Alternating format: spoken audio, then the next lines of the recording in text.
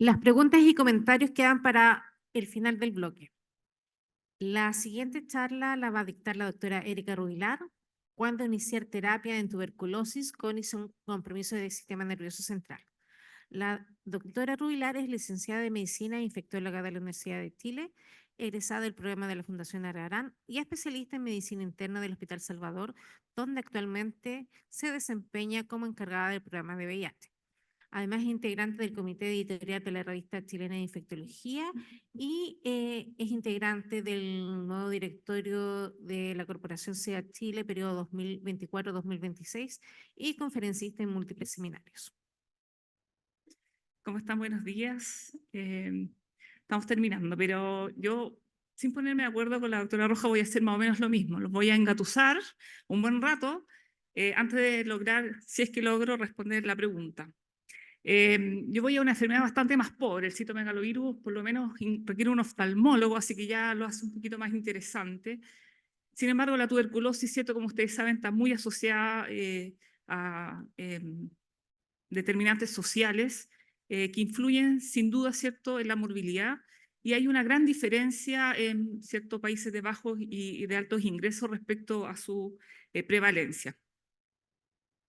Entonces, vamos a ver entonces cómo nos va con la coinfección de VIH y tuberculosis y ver si logro contestar la pregunta de cuándo iniciar la terapia. Esto es más o menos lo que les voy a contar, un poquito de la epidemiología, no mucho de presentación clínica, porque la verdad es que es algo que probablemente todos manejamos y como todos sabemos no son cuadros tan clásicos. Un poquito de cómo ha mejorado el diagnóstico, algo del tratamiento y finalmente entonces cuándo iniciar terapia en coinfección con tuberculosis pulmonar, extrapulmonar y meninge. Respecto a epidemiología, más de aproximadamente 110 millones de nuevos casos de tuberculosis, eso es lo calculado al año 2022, y lamentablemente, ¿cierto?, sigue muriendo más o menos un 15% de una enfermedad que tenemos quimioprofilaxis, o sea, es prevenible y además es tratable.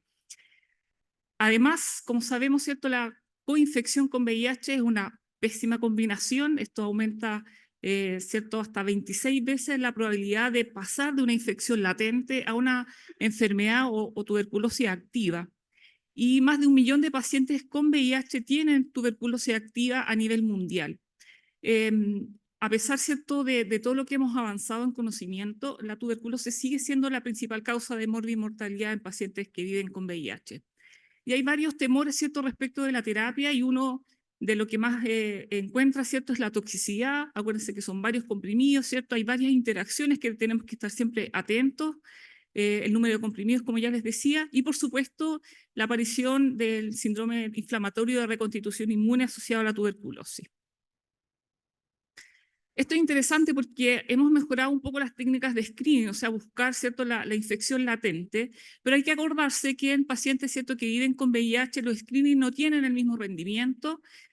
Solo para recordar, ¿cierto?, el PPD tiene solo un 45% de valor predictivo positivo en pacientes con VIH. No sé lo que hacen en su centro, nosotros hacemos PPD.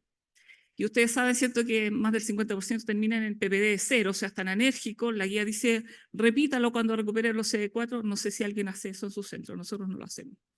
Para las pruebas, ¿cierto?, de IGRAS, el cuantiferón mostró un valor predictivo positivo un 50%, y el que le fue, ¿cierto?, mejor, el T-Spot, aumenta el valor predictivo positivo a un 90%. Así que si tenemos que elegir, ¿cierto?, en un paciente de alto riesgo o severamente inmunosuprimido, esa es la prueba que deberíamos elegir. Y, ¿cierto?, se han incorporado ya en los últimos 3 años, ¿cierto?, esta detección de lipoarabinomanano, que es ¿cierto?, un antígeno de la pared del complejo Mycobacterium tuberculosis, que tiene la ventaja de medirse en orina. Por lo tanto, eso significa un examen que se puede hacer, ¿cierto?, point of care, que permite también, ¿cierto?, ser rápido, que no tiene las dificultades, por ejemplo, en ciertos lugares de bajos ingresos, de la estabilidad de la conexión eléctrica, por ejemplo. Y lo importante de este examen, ¿cierto?, que siendo muy fácil, predice o determina una alta mortalidad independiente del recuento de CD4 en pacientes, ¿cierto?, que viven con VIH. Entonces está altamente recomendado en áreas de alta endemia de VIH y tuberculosis, ¿cierto?, que principalmente el África subsahariana. Nosotros no tenemos disponibilidad en Chile, pero es un examen como digo, altamente sensible y que además predice mortalidad. Y acordarse también, ¿cierto?, que dentro de las pruebas de screening, la radiografía de tórax, que es algo que también está incluido, ¿cierto?, como parte de lo que hacemos los pacientes que ingresan, tiene un bajo rendimiento y, por supuesto, están excluidas todas las formas extrapulmonares. ¿Qué tenemos de Chile? No tenemos muchos datos sobre coinfección, pero sí los datos, ¿cierto?, nacionales de tuberculosis. Son los datos al 2022. Probablemente no lo vean, pero yo les cuento que al 2022, ¿cierto?, la tasa nacional es 14.4 por cada 100.000 personas, o sea, sigue siendo una enfermedad de baja prevalencia, pero que va en aumento. Como ustedes ven ahí, hay un gap que vimos todos, ¿cierto?, para prácticamente todas las enfermedades en la pandemia, y esto va de nuevo hacia arriba. Y aquí, a pesar de que el VIH, ¿cierto?, como nos consideramos una zona de baja endemia, no parece ser un factor tan importante la aparición de tuberculosis. Si se fijan ahí, ¿cierto?, solo un 9,3% de las personas que tuvieron tuberculosis tenían VIH, lo que tal vez parece más impresentable. Es lo siguiente, y es que a pesar de que la norma nacional dice cada vez que usted tenga el diagnóstico de tuberculosis, busque, ¿cierto?, o descarte la coinfección con VIH, eso ha mejorado, es cierto, pero sigue estando alrededor del 90%. O sea, hay un 10% que ni siquiera está testeado, que es algo que deberíamos hacer solo por cumplir la norma. Respecto de presentación clínica, la verdad es que son pacientes severamente inmunosuprimidos, así que la gran mayoría va a tener síntomas más bien inespecíficos, ¿cierto? Y hay algunos cuadros que nos pueden hacer sugerentes, ¿cierto? La TB pulmonar, lo clásico, ¿cierto? Fiebre, baja de peso, todo, sudoración nocturna, síndromes consuntivos, cuando hay cierto compromiso del sistema nervioso central, habitualmente alteraciones de conciencia, síndrome convulsivo, algunos síndromes convulsivos asociados a focalidad. A nivel gastrointestinal, ¿cierto? Principalmente diarrea crónica o el compromiso mediastínico, ¿cierto? O la adenopatía cervical en el caso de la TB ganglionar.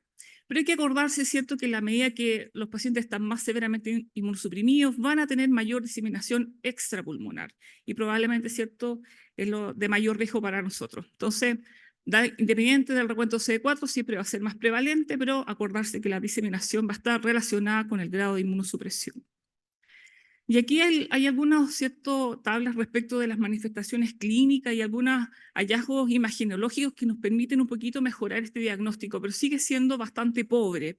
Y la verdad es que, aun cuando uno trate, ¿cierto?, de encasillarlo, hay que acordarse también que en pacientes severamente inmunosuprimidos el diagnóstico diferencial empieza cada vez a aumentar más y ya no es solo meningitis, por ejemplo, por tuberculosis, sino citomegalovirus, como nos contaba la doctora Rojas, ¿cierto?, otras enfermedades oportunistas, criptococosis, etc.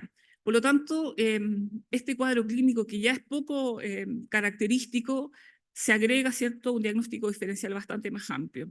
Hay algunas, ¿cierto?, presentaciones clínicas para otro tipo de manifestaciones, ¿cierto?, como la TB miliar o cuando hay tuberculoma, ¿cierto? Hay algunos hallazgos tal vez imagenológicos que nos permitan un poquitito más llegar a ese diagnóstico. Lo mismo, ¿cierto?, para otro tipo de manifestaciones como los abscesos, ¿cierto?, o la espondilitis, o el compromiso, ¿cierto?, ya más bien espinal. Ya dijimos, ¿cierto?, entonces para el diagnóstico los síntomas son más bien inespecíficos, manifestaciones más bien atípicas en la medida que son más inmunosuprimidos, y además, ¿cierto?, en nuestros pacientes la carga bacilar es más baja y por lo tanto nuestros métodos de screening, como ya lo comentamos, son bastante más pobres, tienen menor rendimiento, excepto, ¿cierto?, el T-spot para la TB latente. Entonces, ¿qué es lo que tenemos de nuevo en el diagnóstico? La aparición, ¿cierto?, de esta plataforma de biología molecular, que es el GeneXpert, pero esta modalidad que es el GeneXpert Ultra, ya que es el de última generación, y la ventaja que ha agregado, ¿cierto?, respecto del expert tradicional es mejorar su sensibilidad.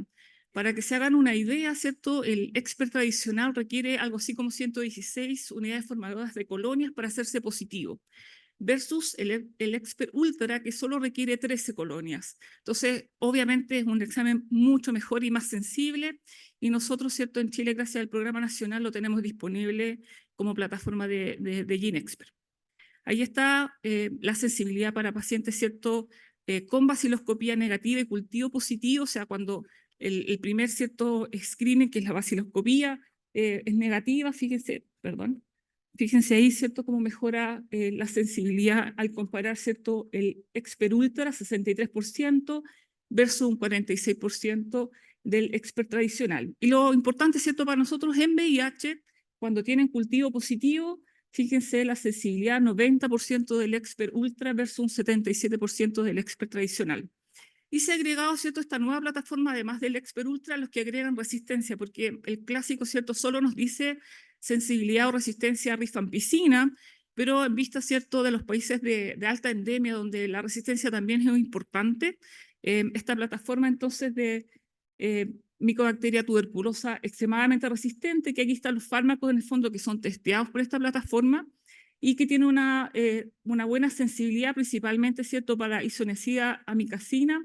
Aquí baja un poquitito, como un rendimiento de un 70% para quinolona, y algunos, ¿cierto?, de los fármacos más nuevos que van alrededor del 55-60%. Así que también una estrategia, ¿cierto?, más rápida de tener, ¿cierto?, en países donde hay mayor riesgo de resistencia y por lo tanto mejorar también esa sensibilidad. Y aquí les quise traer esta tabla porque es bien interesante, ¿cierto?, para distintas plataformas, pero ya ahora orientado al sistema nervioso central, que es donde efectivamente tenemos menor, ¿cierto?, sensibilidad de los métodos diagnósticos. Ya lo había comentado, ¿cierto?, antes la doctora Rojas, los líquidos cefalorraquídeos, los pacientes severamente inmunosuprimidos son poco inflamatorios y por lo tanto nos cuesta un poquitito más llegar a ese diagnóstico. Entonces está ahí la sensibilidad y especificidad para distintas técnicas diagnósticas. El primero, ¿cierto?, la vaciloscopía o el frote, ¿cierto?, el Sid-Nielsen. Fíjense una sensibilidad que no supera el 34%, o sea, es una plataforma bastante pobre en el fondo en ese rendimiento en líquido cefalorraquídeo. El cultivo, ¿cierto?, siendo el gold standard, no más del 60%. Y aquí, ¿cierto?, está el té de LAMP, ¿cierto?, esta muestra en orina que también se ha validado el líquido cefalorraquídeo. Aquí, ¿cierto?, también una sensibilidad muy pobre, solo el 33%. ¿Cierto? Ahí las PCR, que aquí están incluidas algunas PCR in-house, como para detectar, ¿cierto?, Mycobacterium tuberculosis y el líquido cefalorraquídeo, y por eso que es un poquito más variable esa susceptibilidad, entre 30 hasta un 87%. El expert, ¿cierto?, que este es el tradicional, que llegaba hasta un 85%, y como, ¿cierto?, el expert ultra, que este que les conté, con mejor, ¿cierto?, sensibilidad, aumenta esto hasta un 95%, y por lo tanto esa es el bien expert que debemos usar, ¿cierto?, para este diagnóstico. Ahí hay algunas otras cosas, ¿cierto? Ligres, ya lo dijimos, no tiene tanta sensibilidad. Y este LAM, ¿cierto?, que es un poquito más nuevo, que es el Fujilam, que también ha logrado mejorar un poquito la susceptibilidad, no está disponible, se enfoca en algunos otros antígenos de pared, pero pareciera ser que es un poquito mejor que el LAM tradicional, pero como digo, no está disponible en el país.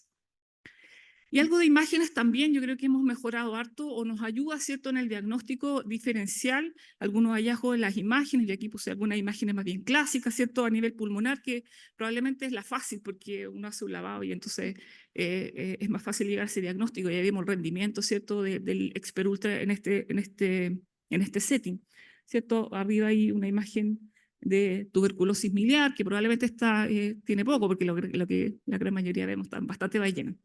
Y acá, ¿cierto?, hay una cavitación que por supuesto hay que hacer el diagnóstico diferencial, hay más patologías que pueden generar ciertas neumonías cavitadas, pero probablemente nos oriente.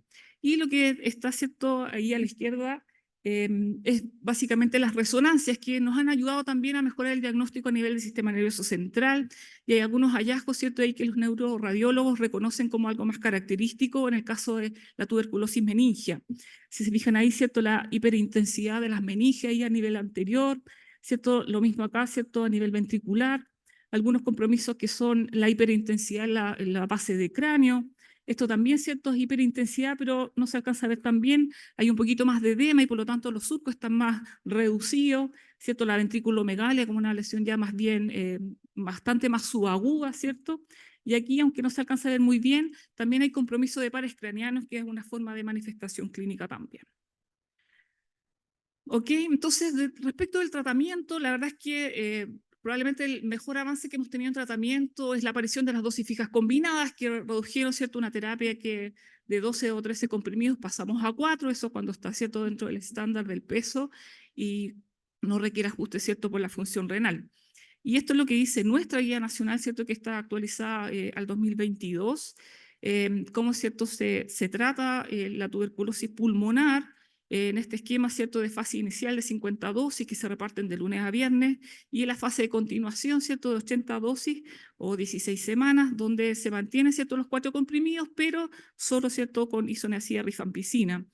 Y fíjense, ¿cierto?, la recomendación acá abajo que hace nuestra guía, que en los casos, ¿cierto?, donde tenemos meningitis tuberculosa, uno debería prolongar, ¿cierto?, esta fase de continuación a 7 meses y por lo tanto completar en total 9 meses de tratamiento, ¿ya? O también, ¿cierto?, en algunas formas más extensas de compromiso pulmonar. Hay un poquito más de avance en TB resistente, a pesar de que por ahora no es un tema tan relevante en nuestro medio, pero ha habido harto cierto avance en nuevas moléculas en eso. Solo recordarles que nuestra guía también tiene un esquema para tuberculosis resistente. Como ustedes saben, eso depende de la presentación al comité central y probablemente, ¿cierto?, esa guía cambie un poquitito con los nuevos datos, ¿cierto?, respecto a este nuevo esquema que es el BPALM, que es como va a aparecer en casi todos, ¿cierto?, los trabajos. Incluye bedaquilina, linezolid y pretomanid. El pretomanid recién llegó al programa T el año pasado, así que por eso no está incluido en esta recomendación y probablemente cambie. Pero fíjense cómo mostró una eficacia en tuberculosis, ¿cierto?, multidrogo resistente o extremadamente resistente, con más de un 90% del éxito, considerando, ¿cierto?, las terapias anteriores que no alcanzaban más del 60%. Fíjense que en este esquema, ¿cierto?, de validación de este esquema de PALM, incluyeron también pacientes VIH, son solo 56, y la toxicidad, que fue en el fondo para todos, pero también en los pacientes VIH asociada al linezolid, ¿cierto?, de la inmunosupresión, se logró salvar, ¿cierto?, con la reducción de la dosis. Si ustedes se fijan, la recomendación son solo 600 miligramos día versus lo que usamos, ¿cierto?, habitualmente de 600 cada 12. Así que probablemente aquí vamos a tener un poquito más de novedades en la actualización de nuestra norma y en lo que cierto se está recomendando en los esquemas ya internacionales en TB resistente.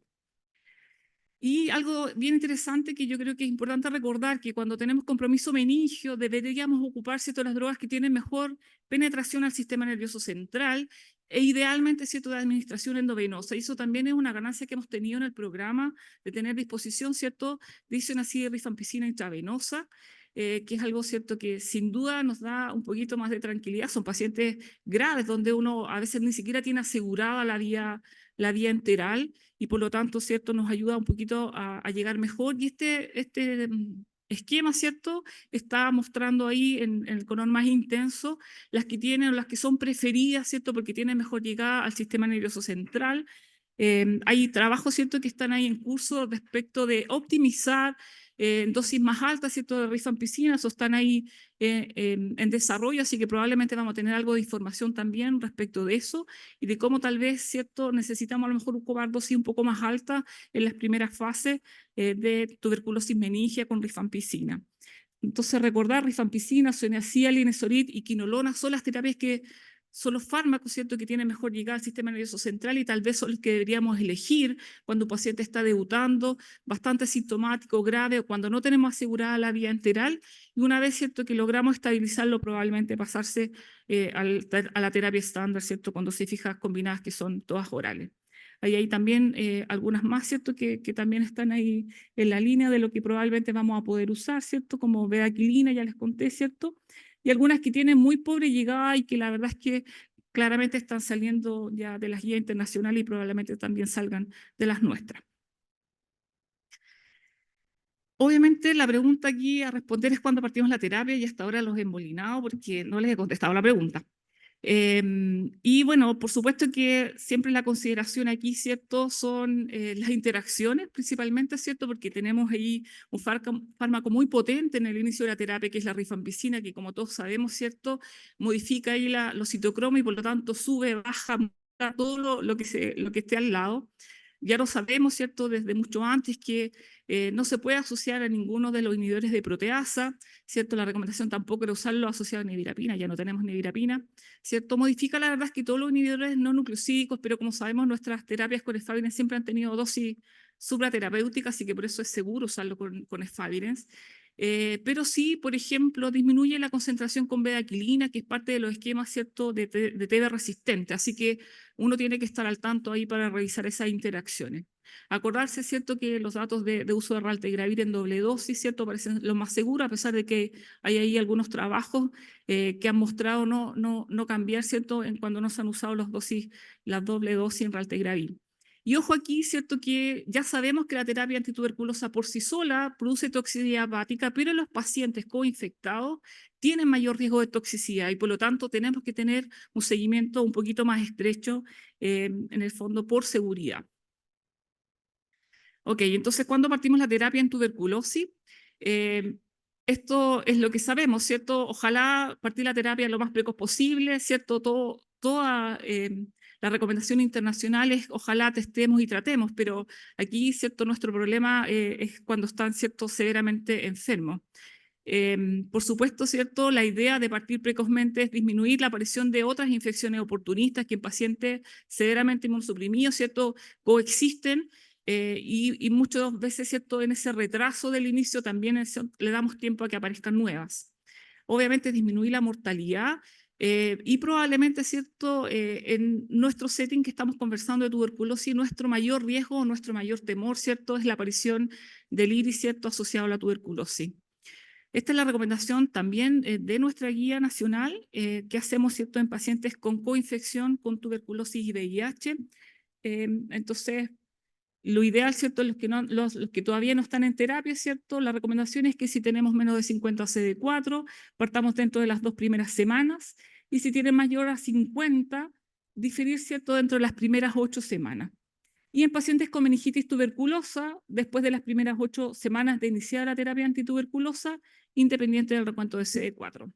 Acuérdense que esta actualización del 2022, yo les voy a mostrar ahí que han cambiado un poquitito estas recomendaciones. No sé si necesariamente va a cambiar nuestra guía, pero contarle un poquitito en qué se basan. ¿Ya? Y como les dije, ¿cierto?, nuestro gran temor es la aparición de la reconstitución inmune asociada a la tuberculosis. Y esta tabla me pareció muy interesante porque es algo que podemos evaluar. ¿Quiénes son los pacientes o qué características tienen, ¿cierto?, para desarrollar iris ya asociado a tuberculosis? Y hay cosas que podemos medir fácil, ¿cierto? Uno, el conteo CD4. A menos CD4, mayor riesgo de iris. Fíjense aquí, con menos de 50, 23%. Les cuento en verdad, porque estoy claro que no se ve allá. Entre 50 y 200, un 12%, y ya con más de 200, solo un 5%. O sea, claramente a menor CD4, mayor probabilidad de presentar un iris. Alta carga viral, aquí está, ¿cierto?, con más de 100.000 copias, ¿cierto?, 2,7 veces mayor probabilidad de hacer un iris TB. El perfil de citoquinas, y aquí, ¿cierto?, nosotros no andamos midiendo citoquinas, interleuquina 6, ahí hay varios, ¿cierto?, CXL, qué sé yo, pero sí, algo que hacemos más o menos frecuente, ¿cierto?, que es la PCR, que en general a mí no me gusta, pero bueno, aquí sí sirve. Ya, PCR, ¿cierto?, más elevadas también están relacionadas a mayor riesgo, ¿cierto?, de tener iris TB. Algún perfil metabólico, que probablemente es algo que no vamos a medir, ¿cierto? Aquí hay algunos polimorfismos genéticos que también se relacionan a más aparición, ¿cierto?, de reconstitución inmune. De nuevo, es algo que está desde los estudios, pero que no vamos a medir, ¿ya? Y esto interesante que lo vamos a repasar un poquitito después, ¿cierto? Algunas características en el líquido cefalorraquídeo que también nos van a predecir mayor probabilidad de iris TB, ¿ya? Y algunos marcadores más bien generales, ¿cierto? Fíjense acá abajo, como para el iris desenmascarado, o sea, el paciente que estaba oligosintomático, le partimos terapia y apareció después. Bueno, ojo ahí, ¿cierto?, cuando hay linfadenopatía, aparición, ¿cierto?, de lesiones en la radiografía de tórax, anemia, de nuevo, ¿cierto?, una PCR elevada o baja de peso. Ok, y entonces, ¿de dónde vienen las recomendaciones para el inicio de terapia antirretroviral? Aquí, ¿cierto?, es una revisión que apareció en el 2015 en Enalans. Estos son más o menos 8 trabajos, ¿cierto?, que en total son algo así como 4.500 pacientes.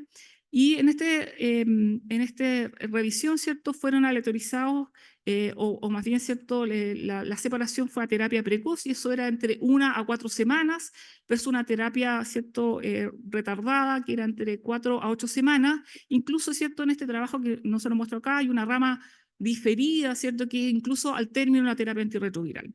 Y de aquí, ¿cierto?, de este trabajo, si ustedes se fijan, lo primero que muestra es la mortalidad para la rama precoz y la rama tardía, y ustedes ven, ¿cierto?, cómo respecto a mortalidad se murieron más los que esperaban, ¿cierto?, los que diferían la terapia, y de ahí, ¿cierto?, entonces tenemos el dato de que la verdad es que si partimos precoz disminuimos la mortalidad y obviamente eso es un dato duro, nadie quiere que los pacientes se mueran, uno puede tal vez cuestionarse si se inflaman o se inflaman menos, pero mortalidad no es cuestionable.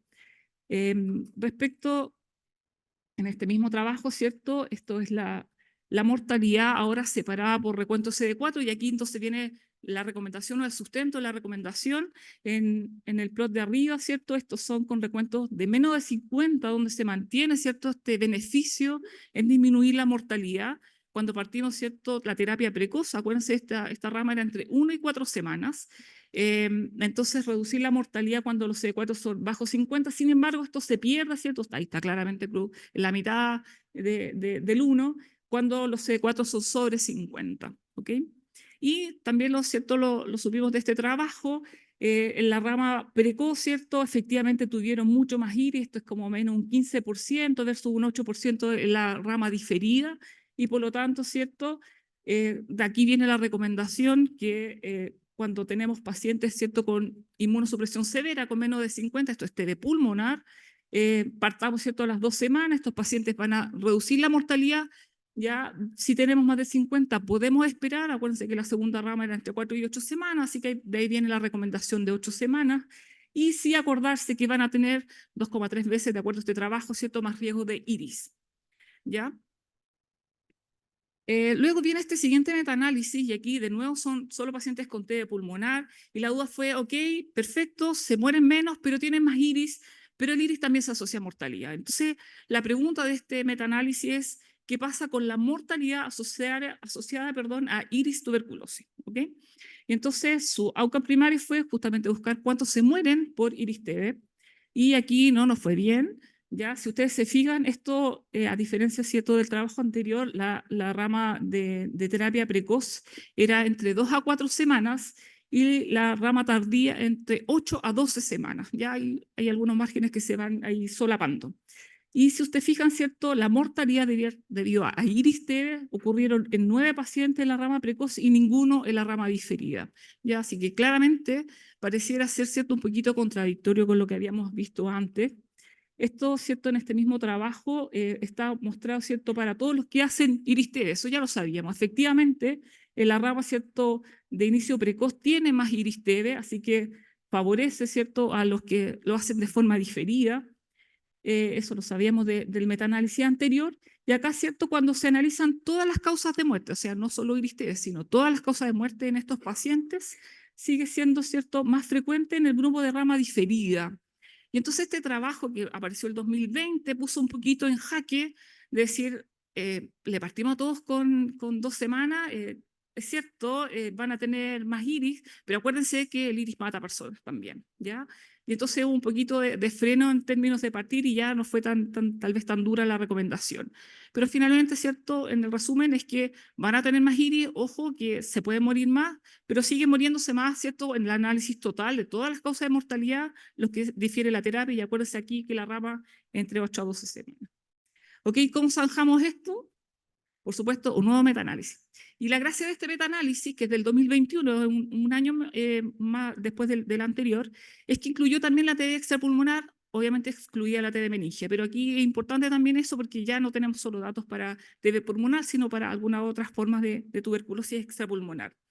Aquí de nuevo, ¿cierto? Es la pregunta, ¿le partimos o no le partimos? ¿A qué le vamos a llamar precoz y a qué le vamos a llamar diferida? Y aquí interesante porque en este trabajo que finalmente juntó 9 estudios, ¿cierto? También es relevante decir que para el estudio anterior, no les quise mostrar ahí porque son todas terapias old fashion, pero esta mortalidad estaba asociada a lo que ellos llamaron terapias antirretrovirales DDI, didanosina, D4T, que la verdad es que yo no me sé ninguna de esas dosis porque nunca me tocó usarlo, pero claramente también hay una asociación, ¿cierto?, con una terapia que probablemente era mucho menos potente, a diferencia de este metaanálisis donde el estándar, ¿cierto?, era básicamente a tripla, o sea, la tercera droga siempre fue Favipiravir, pero en los nucleosídicos ya aparece el TDF y AZT. Así que es una terapia medianamente moderna. ¿Ok? Entonces aquí, de nuevo, ¿cierto?, es la mortalidad, pero acá como ya habían varios trabajos que no tenían el mismo parámetro para definir cuánto era precoz, 2, 4 o cuánto era tardía, decidieron hacer 2 paneles. El panel A, que la separa entre más de 2 semanas o entre 2 y 4 semanas, de 2 y 8 semanas, perdón, y un segundo panel que es entre menos de 4 y más de 4 semanas, ¿ya? Entonces, mortalidad para cualquier nivel de CD4, este es cierto el primer plot, menos de 2 semanas y entre 2 y 4 semanas, y la verdad es que no hay diferencia de mortalidad ya para ese rango. Y cuando vamos, cierto, al análisis, lo mismo, cuando son menos de 4 y más de 4 semanas, aquí hay una cierta tendencia, cierto, a irse al lado más de 4 semanas. Esto, acuérdense, para cualquier recuento de CD4. De nuevo, entonces ahora, si lo logramos separar por recuento CD4 bajo 50, en el primer, ¿cierto? En la primera parte aquí, de nuevo, menos de 2 semanas o 2 a 4 semanas, hay una cierta tendencia, ¿cierto?, a favorecer la terapia más precoz y que esto se ve más claro, ¿cierto?, sin cruzar el 1, cuando lo separamos entre 4 y 8 semanas, ¿cierto?, con CD4 menos de 50. Y cuando los CD4 son más altos, aquí es 50 o más, así que eso puede ser 51 o 100. La verdad es que no hay diferencia si lo separamos entre 2 y 8 semanas o 4 o menos 4, y fíjense que está en el centro. Entonces, de este metaanálisis, de nuevo, donde ya no incluimos solo la TB pulmonar, sino también algunas manifestaciones extrapulmonares, viene la recomendación de la OMS del 2021, ¿cierto?, que es la última, de iniciar terapia después de las 2 semanas de tratamiento antituberculoso, independiente del recuento CD4, porque por lo que vimos, ¿cierto?, no hay diferencia en mortalidad cuando nos separamos más de eso.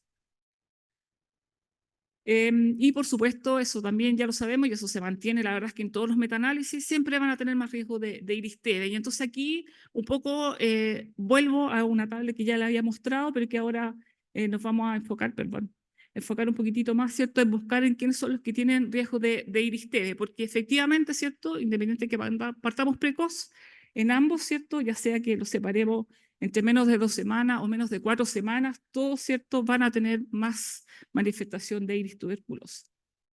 Bueno, y finalmente, la pregunta, me quedan pocos minutos. ¿Cómo lo hacemos, cierto, cuando hay manifestación de TD meningia? Y aquí, cierto, ya sabemos que la forma mucho más grave de tuberculosis tiene una alta mortalidad en sí misma, cierto, no solo dado por la manifestación, sino por el iris TB asociado al sistema nervioso central, y además porque son pacientes severamente inmunosuprimidos. La recomendación, ¿cierto?, de diferir la terapia en 8 semanas está asociado a eso, a la mortalidad. Sin embargo, ¿cierto?, la verdad es que cuando les voy a mostrar el único metaanálisis que hay al respecto, la verdad es que está basado más bien en la recomendación de los efectos graves, ¿ya? La recomendación de la OMS del 2021 dice que uno debería retrasar el inicio de la terapia antirretroviral en tuberculosis meningia y comenzar dentro de las 8 semanas de iniciar el tratamiento antituberculoso. Este es el único metaanálisis que hay al respecto que incluye pacientes con tuberculosis meningia. Fíjense que es del 2011. Aquí se aleatorizaron más o menos casi 130 pacientes por rama, ¿cierto? Y probablemente lo más llamativo aquí, el estudio, ¿cierto?, es de mortalidad. Es como independiente, ¿cierto?, si partieron precoz o no, y aquí lo precoz era dentro de una semana y en la rama tardía 2 meses, ¿ya? En la aleatorización precoz dentro de la primera semana de TD meningia y tardía 2 meses. Y fíjense, ¿cierto?, cómo las curvas, la verdad es que se superponen en términos de mortalidad. Esto es para todos los pacientes. Aquí cuando uno los separa por gravedad, acuérdense, ¿cierto?, esta escala de MRC que nos dice que el grado 1 de tuberculosis meningia es el paciente que está en Glasgow 15, el grado 2, ¿cierto?, el que está entre 11 y 14, o puede estar en 15, pero con alguna focalidad, y el grado 3, ¿cierto?, el que tiene menos de 10, así que es un paciente severamente comprometido.